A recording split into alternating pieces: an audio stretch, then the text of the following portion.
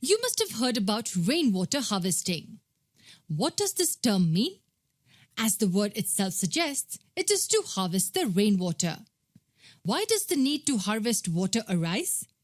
As we know, fresh water is available to us in a limited quantity and hence we must use it wisely. How do we use it wisely? For one, we can make effective plans of saving water. One such plan is watershed management. What is watershed? Have you heard this term before? When rainwater falls onto the ground, we must prevent its flow and instead help it seep into the soil. Why do we do this? Won't the water anyway meet the seas? As a matter of fact, yes it will. But once fresh water meets the sea, it's of no use to humans as it turns saline. Instead, we must allow the water to seep into the soil. The underground water table will help store water in the cracks and crevices of the rocks. We can then extract it as and when the need arises. Also, water stored in the ground will not get contaminated by effluents and other pollutants. How exactly does a watershed work? The natural course of flowing water is prevented by building bunds or khadins.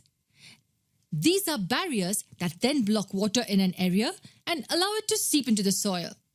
This water recharges wells and springs. What we have done here is develop the primary source of water. We can also create alternate secondary sources of water like digging small lakes and pits. What can the urban residents do? Have you ever realized the amount of water that falls onto the rooftops? If pipes leading the water to underground tanks can be set up, we can save a lot of water right beneath our houses. When each of us saves and harvests water, it is easier to prevent the misuse and mismanagement of water. It is interesting to note that in India, water harvesting is practiced by all local communities. These are also called by different names. We studied the Kools of Himachal Pradesh, we have Khadins and Nadis in Rajasthan and many more. You can have a look at them on your screen.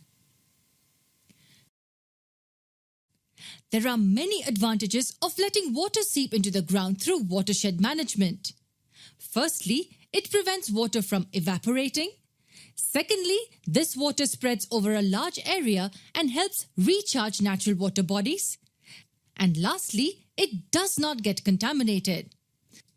It is quite easy to save our precious natural resources. If each of us undertakes small measures, we can go a long way in saving water.